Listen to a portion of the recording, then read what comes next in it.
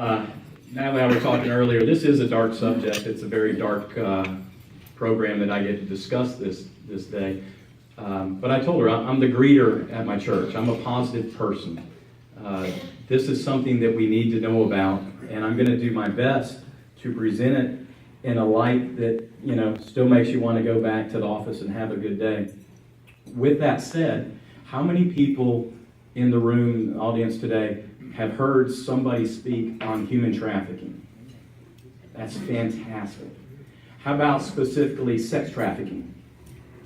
That is fantastic. Usually, and I say usually, I've been doing this now 5 years, less than half, if even half of the room at a Rotary event will raise their hands. So, Charlotte is doing a great job. That's very exciting. Well, good. I only have 20 minutes, and then after the 20 minutes, I'm going to open it up for the last 5, 7, 8 minutes to Q&As. So if you have a question, please save it, ask it to me. I'll give you my best and most truthful answer. With that said, I'm going to throw out as much as I can, speak as fast as I can. This is a subject that I could talk about for 3 hours and squeeze it into 20 minutes to give you some kind of idea of what we can do here for this problem. And specific to Charlotte, just understand that that's the pace that I'm going to go after. Sex slavery in Charlotte. If I back up just to the nation, because this is a USA problem, if you look at the cards that are on the table, there's my personal business card. It has my personal cell number. It has my personal email address. The cards themselves have a picture of a young lady that should do all the shop factor that I need for today. It also has our website. You can contact us through that. With that said, sex slavery is what we do, and what it says on that card is we are passionate about ending sex slavery in the USA. I am passionate about ending sex slavery in Charlotte specific. Why Charlotte specific? Because Charlotte still remains the 10th worst city in the country for this plague. Now, I've heard by your city council members as high as 6 in the last few years, but I figure 10's bad enough, so we can just start there. It's the number 1 city in North Carolina. Why? Or let's say, let me even go back to what is. So a lot of hands were raised, you've heard something. Let me clearly define for you what sex trafficking is. Sex trafficking is the non-consensual use of a female in the commercial sex trade. That's a really polite way of saying there are gentlemen in this town who will pay a pimp to rape a woman. That's the dark part. And that's the part that I'm going to say out loud so that you hear it, so you can't put your head back in the sand and say you never knew it was happening. It happens across this city. We do activities and events that we can post online in our stings. I wasn't going to bring it up, but it seems appropriate all of a sudden. We'll get a call every 2 minutes from men in this town based on internet ads, and we'll lure those men to the hotels. We don't arrest them. I'm not law enforcement based, but we'll minister to them. I'm Jesus based.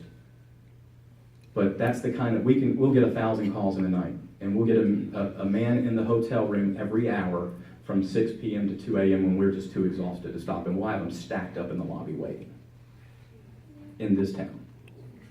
And in the Lake Norman region, which is where I'm from. Why is this happening? It's really pretty simple. Prostitution's been around forever. And this is not the soapbox I'm standing on to say whether prostitution's right or wrong. By the way, it's wrong, but that's not why we're here. That's not what we're discussing. That would be consensual.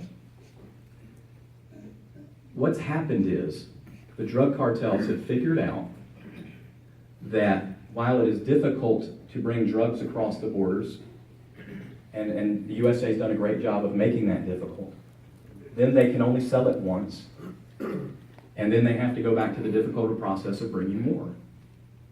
And so they realized that they could take a female and sell her anywhere from 10 to 15 times a day for her average lifespan in this business of 7 years. And by the way, it's a $9.8 billion industry in our country. It's the fastest growing criminal enterprise in the world. It's the fastest growing criminal enterprise in our country.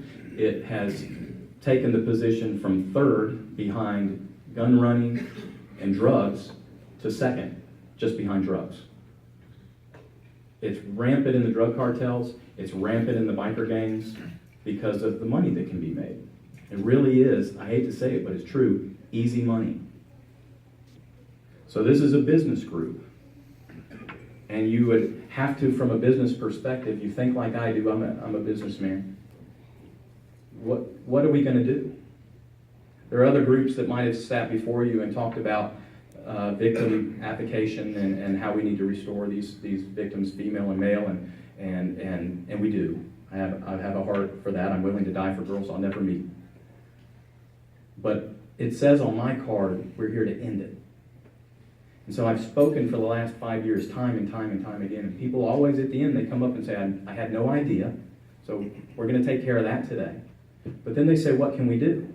And it's been very tough to give an answer.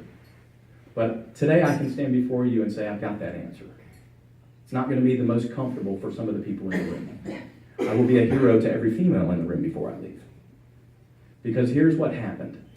When I started really focusing on ending trafficking,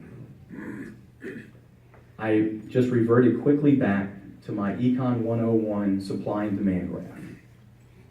I have spent, a serial entrepreneur, I'm on my $13th million company, right? The banks used to call me an accumulator back in the day. I spent my life putting products on a shelf. And so now I've re-engineered my thought process. How do we get a product off the shelf? What is the product again? The sale of rape. Why do you keep using that word?